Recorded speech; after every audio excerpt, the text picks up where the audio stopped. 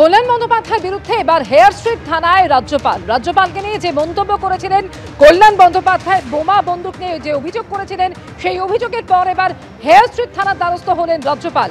এ সম্পর্কে আরো জানবো, রুমা পাল আমাদের সঙ্গে টেলিফোনে রয়েছেন। রুমা, কি জানা যাচ্ছে? দেখো, কল্যাণ বন্দ্যোপাধ্যায়ের মন্তব্যের পরিপ্রেক্ষিতে আগে কিন্তু হুঁশিয়ারি দিয়েছিলেন রাজ্যপাল যে তিনি আইনানুগ ব্যবস্থা নেবেন, এবং সেই সুবাদে কিন্তু তিনি হেয়ার স্ট্রিট থানায় কল্যাণ বন্দ্যোপাধ্যায়ের বিরুদ্ধে এফআইআর করলেন, এবং তিনি কিন্তু ইতিমধ্যেই কড়া প্রতিক্রিয়া দিয়েছেন এবং কড়া পদক্ষেপও নিয়েছেন। কালকে কিন্তু রাজভবন দ্বারা নিজে তল্লাশি চালিয়েছেন, এবং ডগ স্কোয়াড থেকে শুরু করে একদম সমস্ত সিআরপিএফ জওয়ান নিয়ে, বম্ব স্কোয়াড নিয়ে কিন্তু তল্লাশি চালিয়েছেন। এবং কল্যাণ বন্দ্যোপাধ্যায় যে মন্তব্য করেছেন তার পরিপ্রেক্ষিতে তিনি বলেছিলেন যে আইনানুগ ব্যবস্থা নেবেন, সেই সুবাদেই কিন্তু তিনি আইনানুগ ব্যবস্থা নিতে চলেছেন এবং এফআইআর করেছেন হেয়ার স্ট্রিট থানায়। ধন্যবাদ। রিপন স্ট্রিটে দিল্লি পুলিশের স্পেশাল সেল তারা অভিযান চালায় পার্কস্ট্রিট থানার পুলিশের সাহায্য নিয়ে, এবং সেই অভিযানে এই কুখ্যাত দুষ্কৃতী ধরা পড়ে সোহরাব, যে 1 জুলাই প্যারোলে মুক্তি পাওয়ার পর থেকে আর জেলে ফেরেনি। প্রায় 10 দিনের জন্য প্যারোলে মুক্তি পেয়েছিল এবং তারপর থেকে আর জেলে ফেরেনি ওই গ্যাংস্টার। আর এবার তাকেই কলকাতা থেকে গ্রেফতার করলো দিল্লি পুলিশের স্পেশাল সেল। এ সম্পর্কে আরো জানবো, আবির দত্ত এই মুহূর্তে সরাসরি রয়েছেন আমাদের সঙ্গে। আবির, এরকম কুখ্যাত এক গ্যাংস্টার যার বিরুদ্ধে খুন সহ একাধিক ধারায় মামলা রয়েছে, কলকাতা থেকে এবার তাকে গ্রেফতার করলো দিল্লি পুলিশ। কতদিন ধরে এইভাবে গা ঢাকা দিয়েছিল সে, আর কলকাতায় কেন বারবার অপরাধীদের সেফ প্যাসেজ হয়ে উঠছে? তার কারণ এর আগে রাজস্থানের ঘটনা আমরা দেখেছি। দেখো, একেবারেই, এবং আজকে দুপুরবেলা গ্রেপ্তার করা হলো এই মোহাম্মদ সৌরভকে, যে তিহাড় জেলে ছিল, এবং সে শুধুমাত্র গ্যাংস্টার নয়, লখনৌর বা উত্তরপ্রদেশে সে সিরিয়াল কিলিংও তার বিরুদ্ধে অভিযোগ রয়েছে। আমরা যেখানে দাঁড়িয়ে রয়েছি পার্কস্ট্রিট থানার সামনে, এই উত্তরপ্রদেশ নাম্বার প্লেটের এই যে গাড়ি, সেটা করেই দিল্লি স্পেশাল সেলের টিম তারা এসছেন বলে জানা যাচ্ছে, এবং তারা বেশ কয়েকদিন ধরে কলকাতা শহরে উপস্থিত ছিলেন। এবং সূত্র মারফত খবর ছিল যে তিহাড় জেল থেকে 1 জুলাই এই মোহাম্মদ সৌরভ সে তার স্ত্রীর কাছে যাবে বলে সে প্যারোল পায়, এবং তারপরে প্যারোলের মেয়াদ শেষ হয়ে গেলেও সে কোনোভাবেই তিহাড় জেলে ফেরেনি। অনুমান করা হচ্ছিল যে নেপালে সে পালিয়ে যেতে পারে, কিন্তু তার খোঁজ মিলছিল না।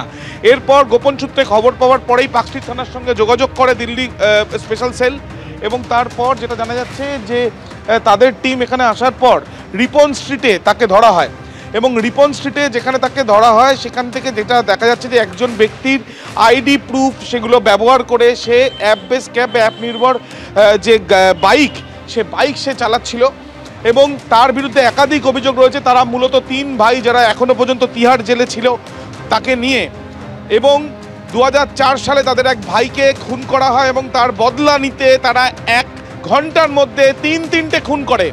শুধুমাত্র তাই নয়, তৎকালীন সেখানে যিনি কর্তব্যরত এসএসপি, তাকে ফোন করে বলা হয় যে খুন হবে, পারলে ধরে দেখান। এই ধরনের নোটোরিয়াস ক্রিমিনাল তারা, এবং তাদের 2 ভাই তারা এখনও জেলে রয়েছে যেটা জানা যাচ্ছে। কিন্তু তিহাড় জেল থেকে প্যারোলে বেরোনোর পর এক প্রকার গা ঢাকা দেয় সে। কলকাতার রিপন স্ট্রিটে সে একটি ঘর ভাড়া নিয়েও থাকছিল এমনটাও জানা যাচ্ছে। এবং এখানে যখন তাকে আজকে ধরা হয়, প্রথমে তাকে যখন ধরে সেখানে কলকাতা পুলিশের পার্কস্ট্রিট থানা এবং দিল্লি পুলিশের স্পেশাল সেল তারা উপস্থিত। বর্তমানে পার্কস্ট্রিট থানায় তাকে রাখা হয়েছে। আগামীকাল তাকে আদালতে পেশ করা হবে, ব্যাংশাল আদালতে পেশ করে তাকে ট্রানজিট রিমান্ডে নিয়ে যাবে পুলিশ, এমনটাই জানা যাচ্ছে। তবে এই যে নটোরিয়াস ক্রিমিনাল, তার বিরুদ্ধে একাধিক অভিযোগ রয়েছে। শুধুমাত্র খুন নয়, দিনে দুপুরে দিল্লির সোনার দোকানে ডাকাতি থেকে আরম্ভ করে জেলে বসে বেশ কিছু সিন্ডিকেট চালানো, এক্সটর্শন থেকে আরম্ভ করে তোলাবাজি থেকে আরম্ভ করে ব্যবসায়ীদের হুমকি, এবং তার সাথে সাথে বিভিন্ন খুনের ঘটনার বরাত দেওয়া, বিভিন্ন মার্ডারারকে বা যারা খুনি, ভাড়াটে খুনিতে তাদের সাথে যোগাযোগ করার একাধিক অভিযোগ তার বিরুদ্ধে রয়েছে। সেই ব্যক্তি গা ঢাকা দিয়েছিল শহর কলকাতায়, এবং রিপন স্ট্রিটে তাকে যখন ধরা হয় তখন দেখা যাচ্ছে যে তার নিজের আইডি প্রুফ নয়, অন্য একজনের আইডি প্রুফ, যে তার পরিচিত বলে সে জানাচ্ছে পুলিশকে, সেই আইডি প্রুফ ব্যবহার করে সে অ্যাপ নির্ভর একটি বাইক সে চালাচ্ছিল, এবং এখানেই এক প্রকার আত্মগোপন করেছিল। কিন্তু তার উদ্দেশ্য কি ছিল? সে কি অন্য কোনো পরিকল্পনা? প্রশ্ন উঠছে আবির, যে কিভাবে তাহলে এতদিন ধরে গা ঢাকা দিয়েছিল সে? যে ঘটনা সামনে আসছে, যেভাবে একজন কুখ্যাত গ্যাংস্টার এবার কলকাতা থেকে গ্রেফতার করা হলো, তাকে দিল্লি পুলিশের স্পেশাল সেল অভিযান চালায়, এবং অভিযানে এই সোহরাব বলে যে তিহাড় জেলের কুখ্যাত আসামি যার বিরুদ্ধে খুন সহ একাধিক মামলা রয়েছে, তাকে এবার কলকাতা থেকে গ্রেফতার করলো দিল্লি পুলিশের স্পেশাল সেল। রিপন স্ট্রিট থেকে উত্তরপ্রদেশের কুখ্যাত এই দুষ্কৃতী সোহরাবকে এবার গ্রেফতার করলো দিল্লি পুলিশ। আরো একবার কথা বলবো, আবির দত্ত রয়েছেন। আবির, যেটা তুমি কিছুক্ষণ আগেই জানাচ্ছিলে যে বেশ কিছুদিন ধরে কলকাতায় গা ঢাকা দিয়েছিল সে এবং অ্যাপ ক্যাব চালাচ্ছিল এবং অন্যের পরিচয়পত্র সে ব্যবহার করছিল, অন্যের পরিচয়পত্র সেটা কোথা থেকে পেয়েছিল এই সোহরাব, সেই বিষয় এখনো পর্যন্ত পুলিশি তদন্তে কি উঠে আসছে আবির?